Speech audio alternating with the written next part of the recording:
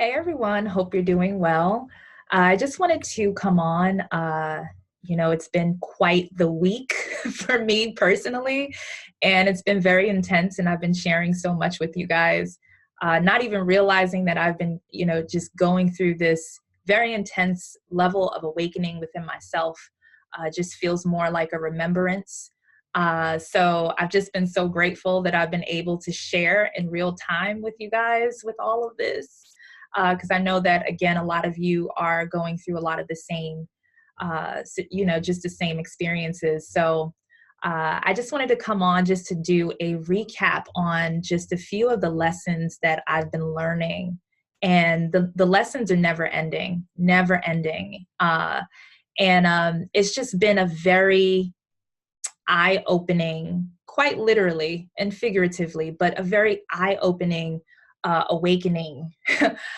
So I do look forward to whatever comes next because I know that this is not the end. It's always a new beginning. There is no end to any of this, really. So we get to just navigate through life and experience it from a point of view to where we are actually conscious in doing so. So that in itself is it's pretty exciting. So I wrote a few things down, so I wanted to read just a few things, just a few thoughts that I had, and we'll just continue on with conversation. So let me pull up the document. All right, so this is some of my thoughts that I was basically having about truth and time and just the times that we're in now. So I'll go off and read. Okay, so this is just how I've been feeling.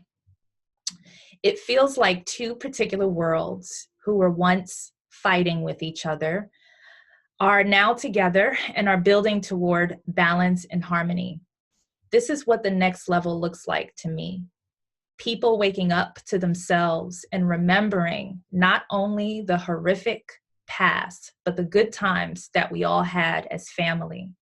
Finally moving past the old dramas, no longer lost in old memories, but who we are right now in this moment. We are actively creating through the present to secure a better future for ourselves. As far as time goes, we were never broken. Brokenness became a belief, and therefore we accepted it as such, giving our minds permission to forget over time as it slowly hardened our hearts toward each other. Instead of perceiving this life as broken, I see life more as opportunity and experience, which is quite literally a once-in-a-lifetime opportunity. The illusion of pieces of self being played out would be perceived through time. The years, the months, the days, the hours, the minutes, the seconds are all fractals of ourselves that live in memory, offering us a fortunate gift that allows us to solidify our creations. Time is not the enemy. Time is not false. Time is a gift once you recognize its value. Never take it for granted and be mindful of how you're spending time with it. Time can mean death to those who feel they don't have enough of it, or like prison to those who feel like they are running out of it. But remember, time is also endless, and time also offers life and more than enough opportunity to see yourself through it. This paradigm of time is up to you and how you choose to live in it. Now, truth, to be able to confront and express the truth. All truths with a filter of balance and transmutation is a gift that many are afraid to carry. To some, truth is a burden, but to those who know what truth really is, then they've already been set free. Truth is medicine for the soul. Truth is the only essence that feels familiar, never foreign. Truth carries the ugly and beautiful and everything in between, and therefore is all encompassing. Truth is usually what we seek. Therefore, truth can also act as fuel of purpose that inspires those who seek it to keep going. But what happens when you find it? What happens when the journey comes to an end? When truth is revealed, creation finally begins.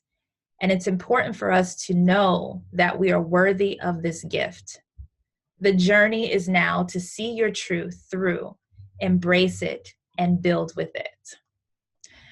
So those were a few thoughts that I was having this morning, and I definitely wanted to jot them down because it just came to me in a very specific way. And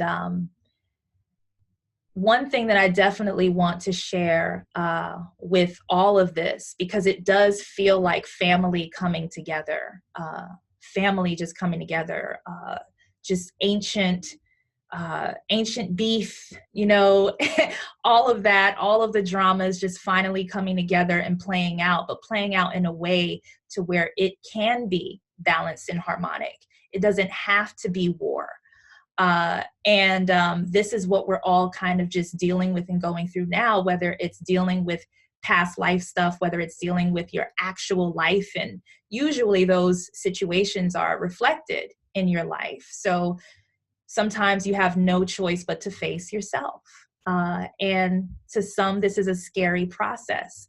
And to some, we embrace it. And I'm definitely one of those beings who embrace, you know, I embrace this kind of work here. So it's just been very eye-opening. And one thing that I also wanted to mention, because bringing back the trifecta, you know, where I was speaking on the mother, the grandmother, the daughter, right? Or the daughter, mother, grandmother, and the son, the father, and the grandfather, the two holy trinities, right? We spoke on this.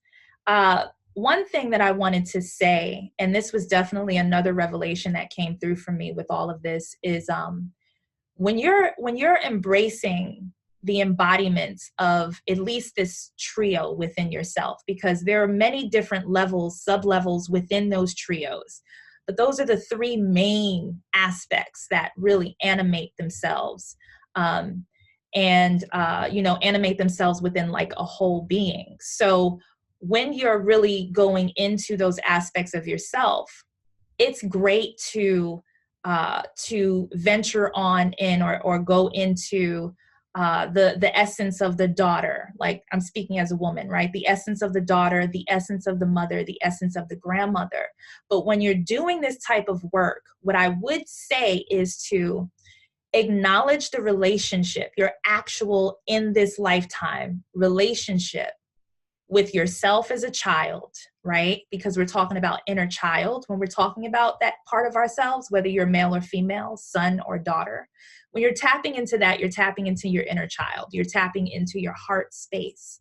And when you're tapping into that space, there are some things that may be there that may come up that may serve as some kind of issue, if not necessarily dealt with, when you are tapping into inner child work, or really integrating with that part of yourself. Because the inner child is very playful, very creative, very endless in imagination. But sometimes people's inner children have been shut down, right? Within themselves, they've either been neglected, or they've been forgotten about, or they feel like they have no voice within this process of integration and creation and acknowledgement.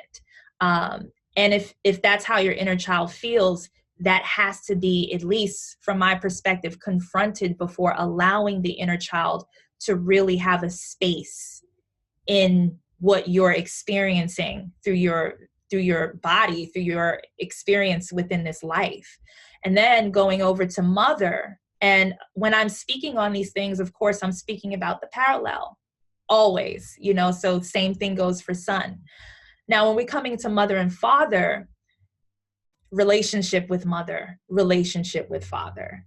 Okay, so I wouldn't recommend just go summoning the energies of mother or father if your relationship with those aspects, right, of yourself is still kind of unsettled, those things may pop up once you start again doing this integration work, which is not really work. I don't consider it work. It's just a natural thing that we all just come into when we're ready to. So me tapping into my mother energy, there was a lot of work that I was already doing over time, especially after she passed away. A lot of forgiveness work and all of that kind of stuff. So a lot of that work was done. So I felt like my mother, the mother part of me was already ready. Like she was just like, listen, we good, right? She was like, we good, we good. My inner child, she still had some issues and I had to comfort her. And I posted something on Instagram and Facebook actually about that, where it felt like my heart summoned me back to my womb or my sacral space to find my inner child who belonged in my heart, but she wasn't there. She wasn't there. So she wasn't home, right? So I had to go and see her. And when I did this work with myself and I sat with her, she was in my sacral. And she allowed me, this part of me allowed me to see the world through her lens and through her heart. And when I saw, when that took place, I was just blown away that I wasn't able to really see how or feel how she actually felt, how this part of me, this childlike part of me really felt about herself. And what I realized is that there was a part of her that was scared of her own world, scared of coming out and being who she fully is. There was a fear to that. And because of that fear, there was a lot of self-sabotaging and, a lot of that coming in. But I wouldn't even say self-sabotaging in a way. It was more so feelings of unworthiness, therefore not really living up to your potential, right? So that was like the feeling that I got from my inner child. So when I sat with her, just going into my own session and just not even having to sit and meditate, but actually eyes wide open, right? And going and looking at my environment and my world from her eyes, I really saw myself. So I was really patching things up with her, and I allowed myself to nurture her and bring her into my heart. And, just be that mother to myself, be that mother to my inner child, self-parenting, right? So doing that was such a beautiful experience. And then going into grandmother energy, whoa. Now, like I said, summoning these energies, it can bring in ancestral stuff. And sometimes ancestors are not like looking out for your best interest. Okay. We know that. Sometimes we don't want like certain ancestors coming into our space, and that's just what it is. So the thing is, this is not to say about my grandmother, but I did realize some issues that I had with my grandmother. And I wasn't thinking about this when I was tapping into this grandmother evolution, like the evolving into grandmother self as a woman, as a divine feminine, tapping into the grandmother energy. Here I am, I'm thinking grandmother as far as like, just grandmother, just what that essence is and what it represents, not my actual grandmother. So I said, wait a second. So I was sensing some energies, some conflicting energies with my grandmother. So I had to go in and I had to actually talk to her like, hey, what's up? Hi. And what I realized first, right from the beginning, is that there was resistance there because not only due to certain fears that she had based upon her past, in moving forward and really living life fully, because she really didn't get a chance to do that. She actually took care of me as a child. My grandmother took care of me for the first 13 years of my life. So one thing that I realized, and this, I'm just sharing, of course, my testimony, because again, I feel like a lot of this helps when you guys are out there doing this work, if it resonates with you. But I realized that her deal was that she didn't feel acknowledged by me. She really, this essence in my ancestral line, she felt that I was giving all the attention to my mother because they're both passed on. And, you know, my mother, of course, I speak on my mother all the time, but my grandmother, her essence had these feelings, these emotions still attached to her signature and feeling forgotten about. So what I realized, my mother essence, right, was good. Me, like the me and the I am, and my mother essence, we were like on the same page, right? But realizing that my inner child was neglected, and my grandmother felt forgotten about.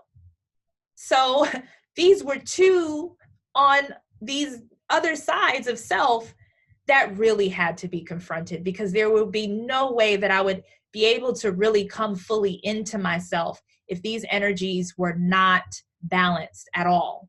Or at least, you know, alchemized, transmuted, confronted, nurtured, and all of that. So I had a conversation with good old grandma, right? And that was how she was feeling, that signature, that essence. She was just like, yeah, you know, no acknowledgement. You know, I raised you.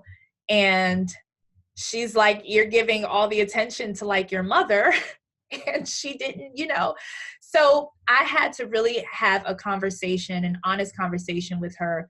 And I had to apologize to her as well. And I offered her gratitude. And I also transmuted those energies and did that energy work with her essence. Because what my grandmother essence was doing, not the grandmother essence, but my grandmother essence was doing, was she was actually pulling me back or holding me back from moving forward due to thinking that she was protecting me from moving forward. So it was more so like, no, you know, it's almost like when you want to, you know, keep your daughter or your, you know, your granddaughter like in the house, like don't go outside. You might get hit by a car. Something might happen. So I want to keep you in the house. And that's what it felt like, that energy. Like she was really just thinking that she was protecting me, but not realizing that she was holding me back, or this essence inside of me, I should say. When I say she, I'm not talking about outside of myself. I'm talking about inside of myself. And this essence was just, you know, no, you're not old enough. You're not mature enough. Come back in. And the thing is, I would have never gone out. She would have never allowed me to go outside, ever. I would have never been ready had I left it up to, or left that energy inside of me unsettled. So that was a big eye opener for me, because I'm like, on a grand scale, like on a cosmic macro level, I've already connected with inner child, mother, and grandmother energy within myself. But like on the micro and in like my ancestral line, in my human, there was just a lot of conflict still remaining. So I had to deal with that, and I dealt with that. And when I say it was such a beautiful experience, it really was. Like we're good. We're all good now. So it feels really good. Today feels really good. Yeah, I just wanted to share that with you guys, just in case this level of integration is something that is calling you for your journey on your walk. But if you're not ready to integrate with those energies, please do not force it. Okay, I've been doing this for a while now, but it's just been expedited, and it's just been so in my face in a way that has just been like, I have no words for it. I have no words. So I'm just very grateful. This is really a video of me just expressing my gratitude to the process, and gratitude to my ancestors, and just all of the support. A lot of gratitude with that. Another thing that I wanted to bring up is coming from that, not allowing anyone, because one of my things with my grandmother is, because of what she went through with certain situations, she kind of projected that aspect of myself, of her, projected her fears onto me. And I had to put that to bed. I had to say, listen, nothing, like I will not from here on allow anyone to project their fears into, or their will into my space, in that way of really interfering with what I am feeling intuitively and what I know to be my truth, at least, and then having these energies come in with fear. So I was just like, we're done with that fear energy. Like, we're done. Inner child is just like, she's ready, she's happy, she's like, you know, she needed some nurturing, you know, from myself. Like I couldn't just leave her in that space. So it just feels like a real reunion for me today, which is why today has been very special. And even as a woman, just as a woman, of course, I'm going to deal with my feminine energies first. But then there were sessions that I had where I had to deal with my masculine energies, you know, having to deal with that. So dealing with the masculine side of that, as daughter, right? As daughter, at least, father issues. What kind of father issues have you not dealt with? And I had to go into that for myself. My father wasn't in my life. So I didn't really know him, but there was a part of me that just kind of disregarded that part. And that was a way for me to deal with the absence. I just was just like, oh, well, it's a non-factor then. You know, I guess I don't need my father. I'm not even looking for him. So therefore I'm good. And that, so I thought I was, you know, and then of course, every now and then there are issues that come up and you realize, wow, yeah, no, this has most definitely affected me. Let me go in and let me deal with it. So going into session, dealing with father and, really going into that space really helped a lot. And grandfather, going into my grandfather energy, ancestral line, it was a trip, you know, because I didn't really know him either. But I had a step grandfather, you know, someone who came into the place and took over his position in being my grandfather. But my grandfather, he wasn't really there. And that was some of why my grandmother had the issues. So dealing with all of this in the family tree is what is needed and what is necessary, is what I'm saying. If you do not want these beautiful energies and invigorating, rebirthing energies to turn toxic on you, you don't want these aspects that you are inviting in. You don't want to integrate yourself, your conscious self, with energies that are still toxic. So that's one of the main lessons that I learned on this journey, because there was just invitation.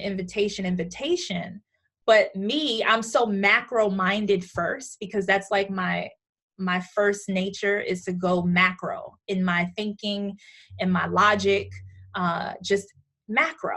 You know, I'm just like, hey, I'm macro. Like, I see the bigger picture first. And what that does is it keeps me away from the details of like the right now in my human.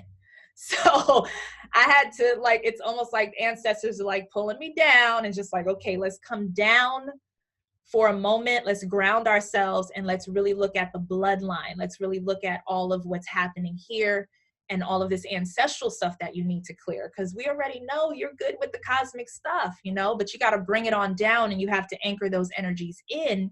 But you have to make sure, again, in knowing that these energies are clear and that they are supportive of your, whatever your journey is, because you have the say so. I have the say so. This is my temple. This is my space.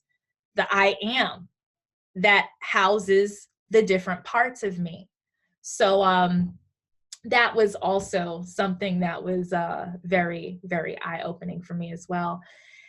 And another thing that came in for me is really connecting with the four elements wholeheartedly, in a space where really developing a relationship with every single element individually first.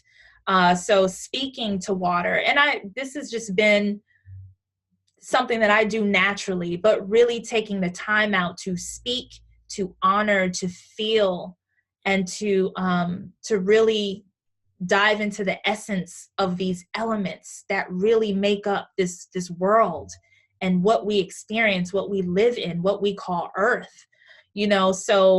Uh, so I went into the elements, and it's something that I do naturally, but water, really recognizing water and how water is so nurturing, and water is it just brings in the necessary healing and the true medicine to get you going on your journey. It brings back memory.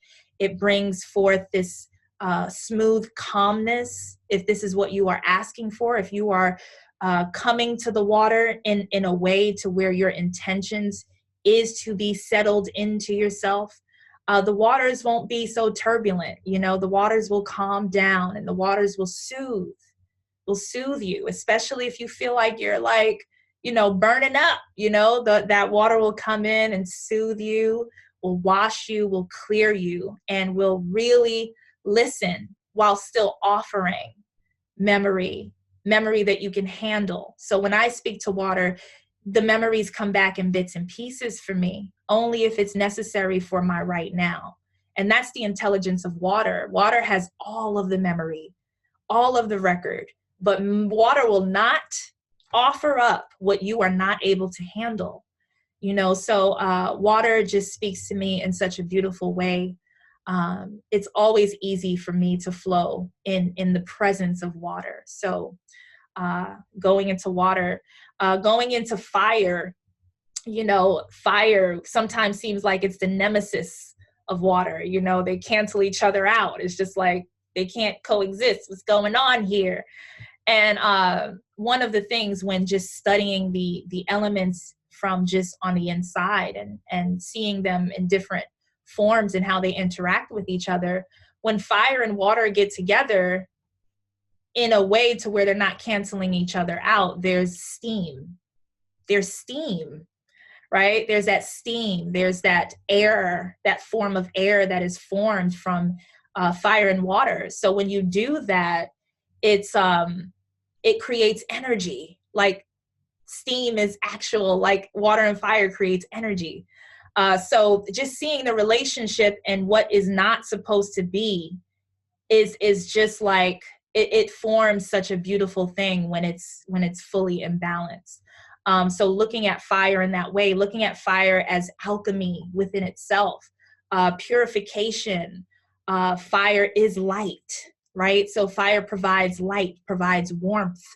Fire also listens to intentions and actually allows the intention to go into the smoke, into the air, and once it's circulated in the air, it's already received in a way to where it is very intentional. So working with fire. So clearing and cleansing, it's very interesting that both fire and water, they cleanse in many different ways, in their own unique ways. So sometimes when we look at fire, it's just like, there's that fear factor there, but no, walking through the fire, if you are the fire, you cannot get burned by the fire. So it's just a walkthrough. That's all it is. It's not anyone or anything burning once you've already recognized that within yourself. And it's the same with water. Once you realize that water is your home, it's familiar, And then we're going into earth, the earth element. It's very interesting because the earth within itself, just when we think about earth, it feels like it's an element, but at the same time, it's an all-encompassing one, because all of these elements are what support and kind of make up earth within itself. So earth is very unique. It's very unique. It's a very unique element in that way, to where it's able to house like all of these different elements and different forms of life in the way that it does. So just seeing that and recognizing that about earth is just, it takes things to a whole other level when you are connecting with these elements in this way. So, earth provides the grounding, the land, the home. it just provides so much abundance. You know, there's a lot of abundance that just comes from earth. It's way beyond what we can even like imagine. You know, earth is always just giving and giving, because earth recognizes and honors the cycles, the cycles, the cycles. And I know a lot of the time, especially me, I speak a lot on this. I've spoken a lot on this in the past, where I'm very empathetic towards the earth and the feelings. You know, her feelings is just, I feel her. And when I feel her, I know that all what needs to be recognized, really, to kind of help with the emotions of earth, I would say, is not only just offering gratitude, but just realizing the symbiotic relationship that we have with her. And I've spoken on this plenty of times, but the symbiotic relationship, that's like one of the most important ways to remembering like how you fit into this whole thing. Symbiotic. So symbiotic is like dancing, you know, it's a unique dance. It's not, you know, it's just a dance of beauty. That's symbiosis. So that creates the constant life and movement within the earthly plane or within earth itself. So symbiosis is something to remember. So when you go outside, remember, like when you are dealing with the elements themselves, or just with earth within itself, just recognizing yourself in it. You are a fractal. And we talked about the shattered pieces in one of my videos that I made last week. But now let's look at these pieces as fractalization, more so. Not fragments, but fractal. Because when we look at fractals, we're looking at pieces that are smaller pieces, but they're not pieces because they're actually whole, right? So fractals, you take a fractal away, it's kind of like the hologram, you know, and how that works. But when you take a fractal away, you're not taking away a piece of the whole, you're taking away a whole of the whole, just in a different size, just in a different experience, a different point of view. So the fragmented consciousness, I feel, is something that we're all healing from. We're all putting the pieces back together because we're realizing that we were never broken in the first place. We just thought we were, or we believed we were, or there were, you know, doctrines that taught us that we were, that we weren't worthy of much, you know, and that we will forever be broken, or that we were birthed into this realm broken. And that's not the truth. That's not the truth. You know, so recognizing the fractals, okay, and how fractals are already whole. So there are no broken pieces within you. But again, it's one thing saying it and really getting it as a message, but feeling it is your job. Feeling it is something that only you can do. I can't feel for you. So that's the feeling. You have to feel it to really experience it and to really get it, you know, for it to really click. And then we go into air, right? So air, when you think of air, what are the first things that come to your mind? Invisible, right? Free, just free communication. Just another aspect of water, really, right? So air, there's this beautiful connection with air, because when I connect with air, it's like when you're in meditations, and let's say like you're breathing, when you're doing meditations where you're holding your breath, you start to realize like, oh, I need breath, right? Like I need breath. So that kind of brings you back into center with air and the element within itself, and recognizing that relationship, that the breath of life, the air that we breathe, is a gift. Yet again, you know, a gift. So air, just the different frequencies and sounds in the form of travel, you know, for frequencies and sounds through air within itself. The other senses, not just speaking, but smelling, you know, we can smell the senses are also very healing. So air within itself is a medicine, you know, a medicine that we sometimes take for granted because it's invisible. So usually within, you know, on lower level consciousness, when something feels invisible and they don't really know their true power in that invisibility, they start to feel like they're not important. And when they feel, just as in essence, when you feel or you forgot how important and powerful you are, sometimes your medicine can turn into poison.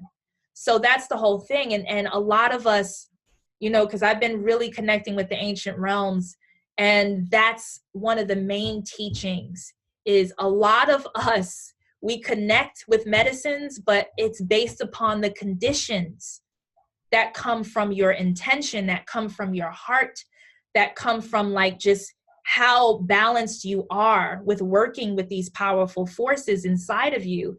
Because again, you can know all the stuff, right? But if you go into these medicine bags and you're not good on the inside in a way that you're able to really interact and harmonize with these medicines, the medicines can turn into poison. Anything can. So this is what I'm saying. When you're going on your walk and you're journeying and you're really on that shamanic journey, that's one of the main discernments to pay attention to. One of the main discernments to pay attention to. So this is why just connecting with the four elements, at least on a very basic level, still allows us to really recognize and feel ourselves and remember at least ourselves on a basic level, you know. And then of course we have the fifth element, which is just everything, you know, it's ether. It's just what it is, right? But the four elements, the four main primary elements are what make up this whole experience here. Yeah, that's something that I wanted to just to add on. We have just such a broad perspective when we're able to really zoom out and look at everything. We can even look at the stars, you know, and see similar situations, similar stories, similar archetypes still playing out roles. And we talked about these roles before, but again, when you start to realize that you are all of these things and all of these characters and you're playing all of these roles, now it's up to you to adjust those roles, you know, make those adjustments, because we're never getting rid of these parts of us. There's no erasing a character or erasing a role. Okay. If you're not using one of the characters in your movie, trust and believe that character still exists, and that character through survival will still find a way to get into the show. Okay, so let's just make adjustments to these parts of ourselves because they are not going anywhere. You know, so again, it's like dealing with the elements. The elements are not going anywhere. Just because you don't like water or fire, or, you know, just because you don't like these elements doesn't mean that these elements are like disappearing or going somewhere.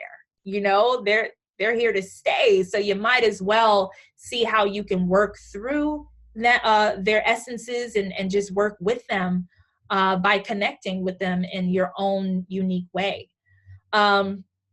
So yeah, this has been, you know, the lessons thus far and so much more. I've just been doing a lot of writing and contemplating and so on. And I just know that I definitely need some time to just take a little break and just allow these energies to still continue to fully integrate within myself. I do recommend, if you are go on a journey for yourself and you feel lost, start from the heart. Start from that space. Just go right to center, right? Because the heart never lies. The heart doesn't lie. So if you want to go to the heart, you go to your truth. And the reason you want to start there is because the truth will be revealed to you about yourself, but in ways that will comfort you and guide you to where exactly you need to go in order to really heal the root, the core root of whatever it is that needs to be dealt with and healed. Not everybody needs healing, right? Because some of us, you know, healing happens when it needs to happen, but the journey is not only about healing. There's a living part. There's like a creation part. There's like, experiencing. It's not just about healing. It's not just about living in your trauma. But if that's the place where you have to start, where you feel you have to start, I would recommend starting from the heart and allow the heart to tell you where to go first. And like I said earlier in the video, my heart summoned me to my sacral first when I had the conversation. My heart said, nope, you got to go right there, right there. Where do you think you're going? So my sacral, I was just like, okay, more womb stuff. Here we go. But that's like one of the main epicenters of creation, so what is created outside of you from the inside, especially as a woman, right? It's based on the conditioning of your womb, right? So the condition of your womb gives a lot of say-so to your condition and what you'll be experiencing. So I believe that was brought up in Sacred Woman. So yeah, I mean, all of that womb work, it seems never ending, but it's always worth it. It's always worth it, so that's something that is, let your heart tell you where to go. And if everything is all good, then everything is all good. And now it's just time to play. Now it's time, now that your instrument has been fine-tuned, right? Fine-tuned and is now ready to play these beautiful notes. Just play the instrument. Now it's time to live. You don't need to go back in the past and dig up some more stuff to heal from. You don't need to do that. If there's nothing there, why are you still looking, right? And I'm kind of talking to myself because this is something that I had to say to me, because there was this addiction to going back to the past and digging up stuff, because I'm trying to remember. And then when something horrific comes up, then I have to deal with it. And I was just like, all right, I'm not kind of done with that. I'm done with that. Okay. So let's create, and in creating, you're creating from your right now, from your center point, and you're moving forward. And that is where true creator energy comes from. It comes from being present within yourself and knowing that you have the ability to really create your experiences. And the thing is, sometimes we ask ourselves, well, how can we be creator and creation at the same time? That seems like a paradox, doesn't it? But the thing is, it's when humility comes into place, when you know that you are creator, and you humble yourself within your journey to say, but I am willing to surrender to the creation and be the creation and allow myself to experience my own creation, right? The life that I've created for myself. That's nice, right? Creating it. But now let's jump into the life and actually experience it, because this is like a whole other kind of it feels like a whole other world when you're experiencing your life from a creator's point of view, not just from a creation's point of view. So this is where, and this is what I keep calling real life. It's when you just know who you are and you're still walking through and experiencing what you need to experience, or what you want or prefer to experience. Because that's also another thing, another essence of someone who has embraced their inner creator, is being able to say, hey, I get to experience, which means that I still get to learn more. And as a creator, you would feel like there's not much more to learn, but that's not the truth. That is not the truth. The truth is, when creator goes into creation, there's more to learn. There's more to learn. So that's also never ending. So you can never really get bored. You can never really get bored as a creator and as being creation, when you are operating with those parts of yourself really fully aware. You don't have to fall from consciousness in order to experience life. That is a different kind of school. Okay, the fall from consciousness, not remembering, thinking that you're broken, going through struggle and having to learn or let struggle be your teacher constantly. in order to learn lessons about yourself, that's a different school. Now, in this particular school of life, that struggle, that professor, that teacher, that's a non-factor. It doesn't have to be. It's not a prerequisite for this particular school of life. You know, you don't have to ride the struggle bus in order to learn lessons, experience life, and joy and love and pleasure, and even the dip downs in our emotions, because of course we're going to be angry, we're going to feel some fear, probably we're going to but that's the ride. That's the ride, and that comes with the ride, but you just see it from a different perspective. And you don't see it as a necessity. You see it as an option. You see it as a space that you are preferring to experience more so than having to experience it. So that's the different schools of life. And that's not the only school of life. Like, there's so much more, you know. I don't know how far I am into the school of life or how far back I am. I have no idea. And that's the thing. It's hard to find out your reference point in something that has no end and beginning, right? So it's just like, well, instead of me trying to gauge myself out, let me just surrender to experience, you know, and that's what it is, you know. So I'm here for it. I'm here for it, guys. So I hope this message, you know, inspired as always. And, you know, I just want to wish everyone just a great journeying, because again, I'm getting so many messages about the journeying of people. They're like DMing me, they're sending me all kinds of messages because they're like, yo, what you're going through, I'm going through the exact same thing. So this is a mass awakening that is happening right now. And just to bring this back, just bringing it back to everything just coming together, even the beefing factions of families and self and all of that, they're coming together, they're dealing with the stuff, and it's going to take some time. But again, balance and harmony, because once you've already like come to a point of balance and you know what balance feels like, right? When you know what balance feels like, now you can experience harmony. And that's where the music is. That's where the experience is in the harmony of just the differences of everything. So to bringing all of family back together in a way through balance and harmony I'm really excited to see where all of this just goes and continues to flow in all of this. So with that, I hope you guys enjoy the rest of your week. And I will see you soon. I don't know how soon, but like I said, I need to like continue to do my work personally. But I just wanted to recap and just come in with just an all-encompassing message to kind of just close out my week. All right, guys. So thank you. And I'll see you soon.